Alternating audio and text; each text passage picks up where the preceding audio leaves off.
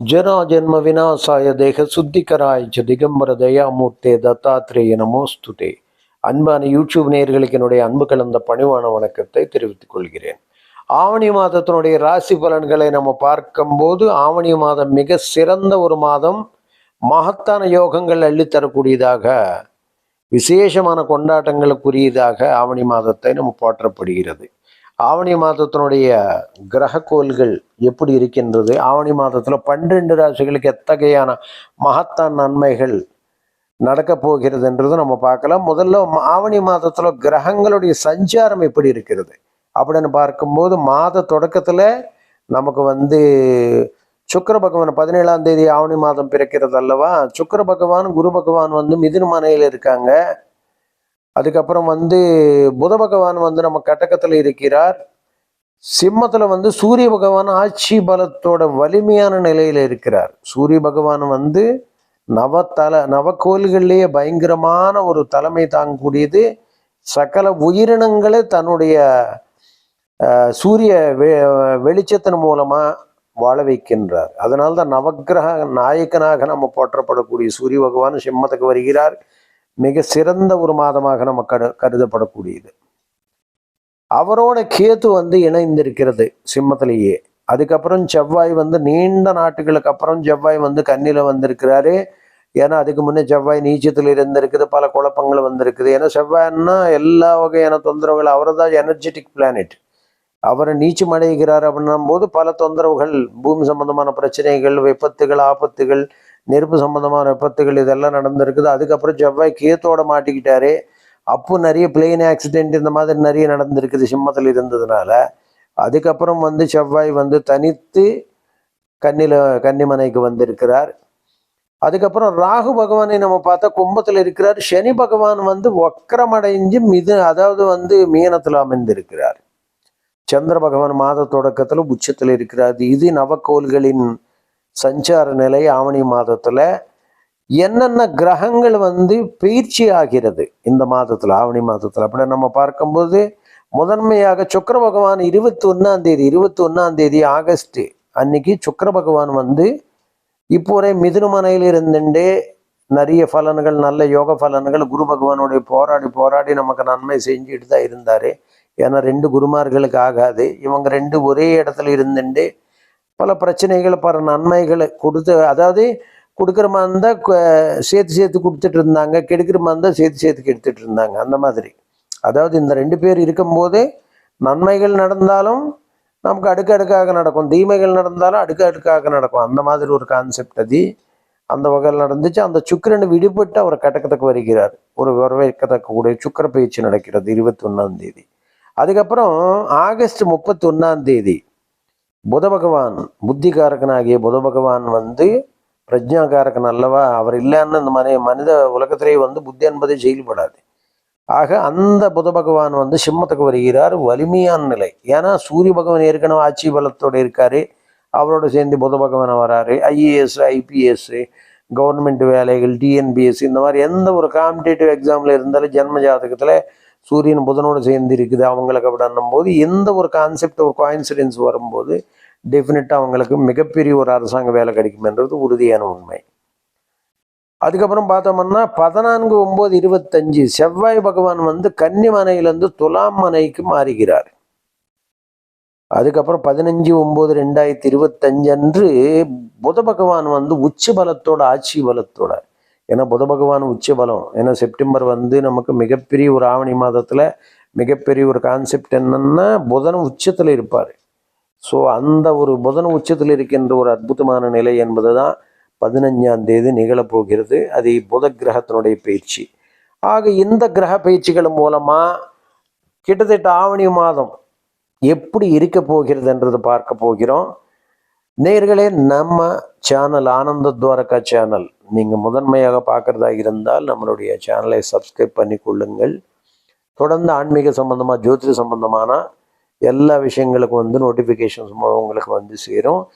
தனிப்பட்ட முறையில் personal consultation பண்ணலாம்னு நினைக்கிறவங்க எங்கிருந்தாலும் நீங்கள் காலை முதல்ல சாயந்தரம் வரை நாங்கள் அப்பாயின்மெண்ட்ஸ் கொடுத்துக்கிட்டே இருப்போம். நீங்கள் எங்களுடைய ஃபோன் நம்பர்ஸ் மூலமாக தொடர்பு கொண்டு அப்பாயின்மெண்ட் ஃபிக்ஸ் பண்ணி ஒரு உங்களுடைய ஜென்ம ஜாதகத்தினுடைய பலன்கள் கன்சல்டேஷன் நேரடியாக பார்க்கலாம். சரி, இனி நம்ம 12 ராசிகளுக்கு எத்தகையான ஆவணி மாதத்தில் எத்தகையான மகத்தான யோக நிலைகள் இருக்கிறது, ஒவ்வொரு ராசியினர் எத்தகையான யோகங்களை அறிவிக்க போகிறார்கள், கண்டிப்பா நடந்தே தீரும் என்ற நிலைகள் என்னவாக இருக்கும், வாங்க வீடியோக்குள்ள பார்க்கலாம். ராசி அன்பர்களுக்கு ஆவணி மாதத்தில் எத்தகையான மகத்தான் நன்மைகளை காத்திருக்கிறது. ஆடி போய் ஆவணி வந்தால் என்றாலே 1000 நன்மைகளை தேடுவென்று பழமொழி இல்லையா? ஸோ சிம்மத்தில் சூரிய பகவான் அமருகிறார். நவக்கோள்களிலே தலைமை கிரகமாகிய சூரிய பகவான் முழு ஒளியுடன் ஆட்சி பலத்தோட சிம்மத்தில் அமர்வது என்பது மிக சிறப்பு. இருக்கிற மாதங்களில் ஒரு சிறந்த மாதமாக ஆவணி மாதம் கொண்டாடப்படுகிறது. காரணம், சூரிய பகவான் தன்னுடைய ஆட்சி பலத்தோட பிரகாசமாக கண்ணாபிரான் பிறந்தது. ஏராளமான ஒவ்வொரு நாளில் ஒவ்வொரு விதமாக ஒரு சிறப்பை தரக்கூடிய நாளாக ஆவணி மாதம் சாஸ்திரங்களில் புராணங்களில் போற்றப்படுகின்றது. அந்த வகையில் சிம்மராசி நண்பர்களுக்கு சிம்மத்திலேயே மாத தொடக்கத்திலேயே சூரியநாதன் அதாவது சூரிய பகவான் ராசிலேயே அமர்ந்து கொண்டு நல்ல ஒரு திக்பலத்தோட ஃபுல் பவர்ஃபுல்லாக உட்கார்ந்துருக்கிறார். அவரோட கேத்து இதை சேர்ந்திருக்கிறார். ஸோ பக்தி மார்க்கத்தில் விசேஷமான நன்மைகள் தரக்கூடிய நிலை. ஆக ராசியில் சூரியன் இருக்கும்போது நமக்கு என்ன ஒரு எந்த காரியம் எடுத்தாலும் துணிவாக எடுத்து செய்யக்கூடிய அளவுக்கு எல்லா ராஜாங்க ஆதரவு, எங்கே சென்றாலும் செல்வாக்கு சொல்வாக்கு பல மடங்கு உயிரும், ஊரில் இருக்கிறவங்க எல்லாரும் நம்மளை போற்றக்கூடிய அளவுக்கு ஒரு யோகம் என்பது தரும். சிம்மத்தில் சூரியன் பலமாக இருக்கும்போது நம்ம நடக்கக்கூடிய நிலைகள். அடுத்து 2ஆம் வீட்டில் செவ்வாய் 2 கூடிய புதன் உச்சமடை போகிறார். ஸோ இது மிகப்பெரிய நன்மை. புதன் சூரியனோடு இணைந்து புதாதித்ய யோகம் ஏற்படுத்தி அதுக்கப்புறம் புதன் உச்சத்துக்கு வருகிறார். ஸோ இது மிகப்பெரிய ஒரு அதிர்ஷ்டமான அமைப்பு. ஏன்னா சூரியன் ஆவணி மாதத்தில் சூரியனு ஆட்சி பலத்தோடு இருக்காரு, புத பகவான் உச்ச பலத்தோடு ஆட்சி பலத்தோடு இருக்காரு. இது விட வேறு என்ன இருக்குது? அதனால இதெல்லாம் கணக்கில் இட்டு தான் நமக்கு புராணங்களில் ஜோதிட நூல்களில் மூல நூல்களில் நமக்கு ஆவணியை விட சிறந்த மாதம் இல்லை அப்படின்னு சொல்லக்கூடிய அளவுக்கு ஒரு பெருமை. ஏன்னா எல்லா வகையான வேதங்களை கட்டுறது ஆரம்பித்ததுலேருந்து ஆவணியா விட்டத்துலேருந்து ஆரம்பித்து நம்ம என்ன ஒரு பண்டிகை எடுத்துக்கிட்டாலும் திருவோணத்துலேருந்து எல்லா பண்டிகைகள் நீங்கள் வானம் பண்டிகை எல்லாம் விசேஷமாக கொண்டாடப்படக்கூடிய ஒரு சிங்க மாதம்னு சொல்லக்கூடிய ஒரு விசேஷமான ஒரு மாதமாக இந்த மாதம் ஏன்னா அவர் தான் நவக்கோள்களில் காலையில் சூரியன் நமக்கு உதிச்சதுக்கு பிறகு தான் மற்ற வேலைகள், அதனால் உலகத்துக்கே அது ஒரு உதித்தல் போல. ஸோ ஆவணி மாதம் என்பது நமக்கு ஒரு மிகப்பெரிய நன்மை பயக்கக்கூடியதாக அமைந்து விடுகிறது. அந்த வகையில் 3 கூடி சுக்கிரன் நமக்கு மாத தொடக்கத்திலேயே விரயத்துக்கு வருகிறார். ஸோ முயற்சிகள் மூலமாக ரொம்ப நாளாக வெளிநாட்டுக்கு போக முடியல, ரொம்ப தடுமாற்றமாக இருக்குதுன்றவங்க நிச்சயமாக போகலாம். 4 நமக்கு 4 கூடி செவ்வாய் 3க்கு வருகிறார். ஸோ மிகப்பெரிய நன்மைகள் காத்திருக்கிறது அப்படின்னு சொல்லலாம். முயற்சிகளை வெற்றி பெறும் தானா. அப்புறம் நமக்கு 7ஆம் வீட்டில் ராகு இருக்கிறார். அந்த ராகுவை குரு பார்க்கிறார். நீண்ட வருஷங்கள தொந்தரவுகள் இருந்தது. ஏன்னா ராசிக்கு சிம்ம ராசி பொறுத்தவரை 5 8 கூடி குரு பகவான். 5 பூர்வ புண்ணியம், 8 நமக்கு ஆயுள் ஸ்தானம். பூர்வ புண்ணியத்தால் ஆயுளில் ஏதாவது தோஷங்கள் இருந்தால் நீங்கி போயிடும். ஏன்னா உங்களுக்கு ராசிக்கு 11ஆம் இடத்துல குரு பகவான் உட்கார்ந்துக்கிறார். அது குரு பகவான் 1 வருஷம் இருக்கிறார். அதில் குரு 11ல் இருக்கிறது மிக சிறப்பு அல்லவா? காரணம் என்றாலும் 3ஆம் வீட்லையும் பார்க்குறாரு, 5ஆம் வீட்லையும் பார்க்குறாரு. பூர்வ புண்ணியத்தை அப்படி தூக்கி கொடுக்குறாரு. மிகப்பெரிய யோகம், அதிருஷ்டமான அமைப்பு என்பது நமக்கு உறுதியை காத்திருக்கிறது. ஏன்னா 5 8 கூடியவனாக வர்றதுனால ஆயுளில் தொந்தரவுகள் ஏற்படும். சிம்மராசியில் பிறந்தவங்களுக்கு ஆயுள் பாவத்தில் சின்ன சின்ன தொந்தரவுகளை கொடுக்கறதுக்கு வாய்ப்பு அதிகமாக இருக்கும் எப்போவுமே. ஏன்னா 5 8 கூடியவன் அந்த கெட்டாதிபத்தியம் சம்மந்தப்படுவது இல்லையா? பூர்வ புண்ணியத்தில் இருக்கிறது. புண்ணியத்துக்கு பொறுத்தவரை நமக்கு ஸ்டோரேஜ் கொடுப்பாரு. அதே போல் அஷ்டமாதிபத்தியம் என்ற கெட்டாதிபத்தியத்துக்கு ஆயுளில் சின்ன சின்ன தொந்தரவுகளாக ஆயுள் ஹோமங்கள், ருத்ராபிஷேகம் இதெல்லாம் பண்ணக்கூடிய மாதமாக இந்த மாதம் நமக்கு சிறப்பாக சிவபகவான், அதாவது சிவபெருமானுக்கே ஆலாகாலம் உண்டதுக்கு பிறகு அவர் அந்த நஞ்சை தொண்டையில் வைத்ததுக்கு பிறகு அம்பாள் அவரை திடீர்னு அது உள்ளே போயிட்டேன்னா தொந்தர ஆகிடுவேன்னு சொல்லி அம்பாள் அவருடைய கழுத்தை பிடிச்சிக்கிறா. அப்புறம் தொண்டத்திலேயே அந்த அதாவது ஆல விஷம் என்றது அந்த இடத்துல தங்கி விடுகிறது. அதனால உஷ்ணம் ஏற்படும் அப்படின்றது காரணத்துக்காக கங்கை நீர் கொண்டு அபிஷேகம். அதனால தான் கங்கை தலைமை அவருக்கு கங்கை இருக்கிறது என்பது. சந்திரன் குளிர்ச்சி தரக்கூடிய சந்திரன் அவரை ஒரு ஆபரணமாக வைத்து கொண்டார் என்றது புராண வேத வாக்கு. ஸோ அந்த மாதிரி பகவானுடைய வெப்பத்தையே தணிக்கிறதுக்காக கங்கா தேவியும் அப்புறம் சந்திர பகவானையும் சந்திர சூடேஸ்வரனாக பேர் பெற்றவராக போற்றப்படுகிறார். ஸோ அந்த வகையில் ஒரு சிறப்பான ஒரு யோகத்தை தரக்கூடிய இந்த ஆவணி மாதம் என்பது மகத்தான 1000 நன்மைகள் தரக்கூடிய சிறந்த மாதமாக நமக்கு எல்லா வகையான ஒவ்வொரு நாளும் ஒவ்வொரு விதமான பண்டிகையாக நமக்கு செவ்வாய்க்கிழமை கௌரி விரதம் அனுஷ்டிக்கிறதுக்கு, அல்லது வெள்ளிக்கிழமை மங்கள கௌரி விரதம் அனுஷ்டிக்கிறதுக்கு, எல்லா பண்டிகைகள், அதாவது கிருஷ்ண ஜென்மாஷ்டமிலேருந்து எல்லா கிருஷ்ண பகவான் பிறந்த மாதம் என்றால் அப்போ எவ்வளோ சிறந்ததாக இருக்கிறது அல்லவா? ஸோ அத்தகையான மகத்தான விசேஷமான மாதம். 6-7 கோடி சனி பகவான் வந்து நமக்கு எந்த இடத்துல இருக்கிறார்? அஷ்டமத்தில் இருக்கிறார். சனி வக்கரம் அடைகிறார். 6-7 கூடையவன் 6 கூடையவன் 8ல் போய் வக்கரம் அடைகிறார். குடும்ப மனைவி கணவனுக்குள்ள சின்ன சின்ன கருத்து வேறுபாடுகள் ஏற்பட்டாலும் அனுசரித்து செல்வது நல்லது. அதே போல் வக்கரத்தில் இருக்கிறதுனால சின்ன சின்ன ஆஸ்பத்திரி செலவுகள் வந்தாலும் பயப்பட வேண்டிய அவசியம் இல்லை.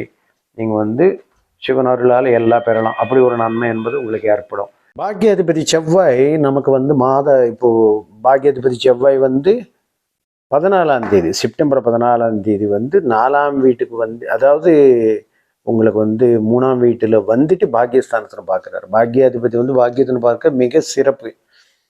ஏன்னா சிம்மலக்கணம் பொறுத்தவரை பாக்யாதிபதி வலுவடைய, என்ன சிம்மலக்கணத்து யோகா இருக்கிற செவ்வாய் அல்லவா, பூமிக்காரக்கன் தான் யோகா இருக்கிறதுனால நமக்கு மிகுந்த நன்மைகள் எள்ளித்தரும். அது மட்டும் இல்லாமல் 9வது வீடு தகப்பனார் கூடிய வீடு. ஆல்மோஸ்டால் சிம்மலக்கணத்தில் பிறந்தவங்களுக்கு தகப்பனாரே மிகப்பெரிய ஒரு உயர்ந்த நிலை கொடுத்துருவார். அதுதான் உண்மையான கருத்து. ஏன்னா செவ்வாய் ஆல்ரெடி இப்போ நமக்கு செவ்வாய் வந்து பலமான ஒரு நிலை என்பது 10 கோடி சுக்கிரன், சிம்மராசனங்களுக்கு 10 கோடி சுக்கிரன் வந்து இப்போ நமக்கு விரயத்துக்கு வருகிறார்கள். 10 கோடி தொழில் விரயத்துக்கு. ஸோ இதுக்காக நம்ம தொழிலுக்காக அடிக்கடிக்கு வெளிநாட்டுக்கு போக வேண்டிய சூழ்நிலை ஏற்படும். அது மட்டும் இல்லாமல் வெளி மாநிலங்களில் பணம் சம்பாதிக்கிறது என்பது ஈஸியாகிவிடும். 11ஆம் இடத்துல குரு என்றது மிகப்பெரிய ஒரு கான்செப்ட் நமக்கு. ஏன்னா 2, 8, 5, 8 கூடியவனாக வருகின்ற குரு பகவான் பூர்வ புண்ணியாதிபதி 11ஆம் இடத்துல நின்று 11ஆம் இடத்தையும் பார்க்கிறார், 5ஆம் இடத்தை பார்க்கிறார். ஸோ இது ஒரு மிகப்பெரிய பூர்வ புண்ணியத்தை குரு பார்க்கிறது என்பதே மிக சிறப்பு. அந்த பார்க்கும்போது முன்ஜென்மத்தில் செய்த புண்ணிய பலன் பற்றி தொடரும் இருவினை என்பது புண்ணிய பாவம் என்று பற்றினாத்தார் சொன்னது போல அந்த புண்ணியத்தை தூக்கி கொடுக்கூடாது. புண்ணியஸ்தானம் பாவஸ்தானம் 2 இருக்கு.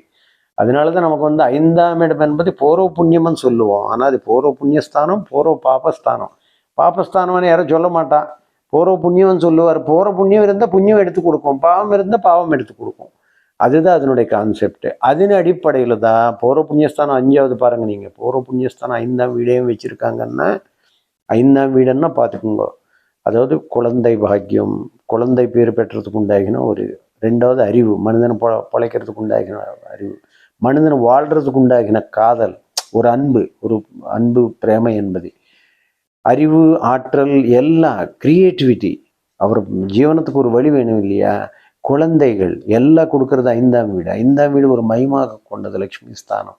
5ஆம் வீடு வந்து ஒரு பூர்வ புண்ணியஸ்தானம்னு சொல்லப்பட்டிருக்கு ஜாதகத்தில். எதுக்கு பூர்வ புண்ணியஸ்தானம்னா இது எல்லாம் பூர்வ புண்ணியத்துலேருந்து தான் நமக்கு கிடைக்கும். ஒருத்தருக்கு அறிவு கிடைக்கணும்னாலும் இப்போ நிறைய பேர் சொல்லுவாங்க இல்லையா, ரொம்ப ஒரு இதாக பேசுகிற மாதிரி பேசுவாங்க. கிடையாது, பூர்வ ஜென்மத்திலேருந்து வருது. அது தெரியாதனால தான் அவங்களுக்கு அறிவு இருந்தால் அறியாமை மாதிரி தான். அது வந்து நம்ம அந்த மாதிரி நிறைய விஷயம் அறிவு. ஏன்னா அவித்யை என்ன இக்னோரன்ஸ், வித்யை means knowledge is power always. அப்படிதானே? அப்போ நாலேஜுக்காக நீங்கள் நாலேஜ் இருக்குதா நாலேஜ் இல்லாதவா, though you are a human being or some other being, அதை நம்ம கண்டுபிடிக்கிறது அந்த 5ஆம் வீடு தான். 5ஆம் வீடு வந்து விசேஷமானது, பூர்வ புண்ணியஸ்தானம். அந்த பூர்வ புண்ணியஸ்தானத்தில் இப்போ சிம்மராசியில் வரும்போது பூர்வ புண்ணியஸ்தானம் குரு பகவான் வராரு. ஒவ்வொரு வீட்டுக்கும் ஒவ்வொரு சுபகிரகம் வந்தாலும் பாவகிரகம் வந்தாலும் அது எங்கே இருக்கிறதுன்றதை பொறுத்து தான் பூர்வ புண்ணியம் என்பது ஏற்படும். ஒரு உதாரணத்துக்கு எடுத்துக்கொள்வோம், ஒரு எக்ஸாம்பிளே எடுத்துக்கிட்டாங்கன்னா, இப்போ நம்ம சிம்மராசி விட்டுருங்க, அது ஒரு துலாம் ராசிக்கு எடுத்துக்குவோம். துலாம் ராசிக்கு பூர்வ புண்ணியாதிபதி சனி பகவான் இல்லையா? ஸோ பூர்வ புண்ணியாதிபதி சனி பகவான் வந்து எங்கே இருக்கிறார்ன்றதை பொறுத்தது அவருக்கு யோகம். சனி பகவான் 5லேயே இருக்கிறாருன்னு வச்சுக்கோங்க, மிகப்பெரிய ராஜயோகம். ஏன்னா 5ஆம் இடத்துலேருந்து 11ஆம் வீட்டு 4ஆம் இடத்துல இருக்கிறாரு, அரசு யோகம். அதாவது ஒரு சீஃப் மினிஸ்டர் ஆயிடுவாங்க. ஏன்னா சசி யோகம் தரக்கூடியது 4ஆம் வீட்டில் சனி பகவான் துலாம் ராசிகளுக்கு சனி ஒருவனே யோகா இருக்கு. 4ஆம் வீட்டில் சனி அமைச்சர் முதலமைச்சர் ஏதோ ஒன்று கொடுக்கும். அது போலவே இப்போ அந்த சனியை வந்து 12ல் மறைஞ்சிட்டாரு. யோகா இருக்குன்னு மறைஞ்சிட்டார். 4-5 கூட யோகம் யோகம் கொடுத்தாரு. 12ல் மறைஞ்சிட்டாரு. இருக்கிறதே கடைசியில் எடுத்துட்டு போயிடுவார், தனிமையாக்கிடுவார். அந்த மாதிரி எல்லாம் நடக்கும். ஆக யோகக்காரக்குன்னு மறையக்கூடாது. யோகக்காரக்குன்னு யோக பங்கம் அடைகிறது நிலையில் இருக்கப்படாது. யோகக்காரக்குன்னு வலிமையாக இருக்க வேண்டும் என்றது பொறுத்து தான். அது பூர்வ புண்ணியத்திலிருந்து தான் வரும். அதனால தான் நம்ம வந்து பூர்வ புண்ணியம் என்றது பார்க்க வேண்டும் அப்படின்றது. பூர்வ புண்ணியம் 5ஆம் வீடு வரும்போது சனி பகவான் எண்ணங்கள் எல்லாம் பிரமாதமாக யோகங்கள் எல்லாம் கொடுப்பாரு. ஆனால் இது வந்து எங்கே இருக்கிறதுன்றதை பொறுத்து தான் மாறுபடும். இப்போ அதே 5 குடி சனி பகவான் வந்து நமக்கு வந்து துலாம் ராசி அன்பளுக்கு 7ஆம் வீட்டில் நீச்சம் அடைந்தார் அப்படின்னு வச்சுக்கோங்க. 7ஆம் படத்தில் 5 குடிவன் 7ல் போய் நீச்சம் அடைகிறார். நீச்ச பங்கமான அது வேற விஷயம். நீச்சம் அடைகிறார், அதுக்கு எந்த பங்கமும் ஏற்படவில்லை அப்படின்னு வைத்துக்கொள்ளுவோம். அப்போ வந்து இவரோட ஆயுள் என்பது, இவருடைய மனைவி ஆயுள் என்பது 2க்கும் வந்து ஆபத்தான சூழ்நிலை ஏற்படும். எப்படி என்றால் 5 குடிவன் 7ல் இருக்கிறதுனால இவருக்கு தற்கொலை எண்ணங்களை தூண்டிவிடும். 5 வந்து அறிவு, 7ல் நீச்சம் அடைகிறதுனால நீச்ச எண்ணங்களை கொண்டவனாக மாறிவிடுவார். அது போலவே சனி பகவான் 7ல் இருக்கிறதுனால நீச்சம் அடைகிறதுனால கல்யாணம் ஆனதுக்கப்புறம் மனைவி கண்டம் ஏற்படும் இவரால். இப்போ மாங்கல்ய தோஷம் இதெல்லாம் நம்ம சொல்கிறோம் இல்லையா? கல்யாணம் ஆனதுக்கப்புறம் மாங்கல்ய தோஷம், கணவருக்கு திடீர்னு கல்யாணமான 6 மாதத்தில் பெரிய கண்டம் ஏற்பட்டிருக்கு. இதெல்லாம் எதுன்னு ஜாதகத்தில் அவ்வளோ நுணுக்கங்கள் இருக்குது. நமக்கு தெரியாதனால தான் சும்மா அப்படி மேலோட்டம் பார்த்துட்டு ஏதோ ஒன்று சொல்கிறோம். அதனால தான் கருத்துக்கள் தப்பாக போயிடுது. பட் இன்சைட் கரெக்டாக பார்த்தோம்னா அது விதி தான், வேறு எதுவும் கிடையாது. விதி என்பது நமக்கு தலையில் நெத்தியில் எழுதுனது நமக்கு தெரியாது. ஜாதகத்தில் எழுது கிளியராக தெரியும். அதுவும் வந்து 100ல் 10 பேருக்கு தான் தெரியும், 90 பேருக்கு தெரியவே தெரியாது. ஏன்னா அந்த ஒரு இன்சைட்டு இருக்கக்கூடிய விஷயங்களே வந்து ஜோதிடத்தில் இருக்கிறது. அதனால தான் கருத்துக்கள் மாறுபடலாமே ஒழிய உண்மைன்றது அங்கே டெஃபினட்டாக இருக்கும். ஆக இப்போ நமக்கு என்ன ஆயிடுச்சு, சிம்மராசன்மல்ல பொறுத்தவரை நல்ல யோகம் ஆவணி மாதத்தில் மகத்தான ராஜயோக பலனோட பதவி யோகங்கள் பெற்று, சமுதாயத்தில் உயர்ந்து செல்வாக்கு பெற்று, உத்தியோகத்தில் உயிர்வினை பெற்று, பதவிகளை தானாக தேடி வந்து, அரசியல் செல்வாக்கு சொல்வாக்கு பல மடங்கு உயர்ந்து தொட்டதை போகிற சிறப்பாக தொடங்கி ராஜ வாழ்க்கை வாழக்கூடிய சிங்க நடை போடக்கூடிய காலமாக சிங்க மாதம் அமைய போகிறது என்றதில் எந்த விதமான மாற்று கருத்து இல்லை. சர்வே ஜனா சுகினோ பவன், சுகி பவன்.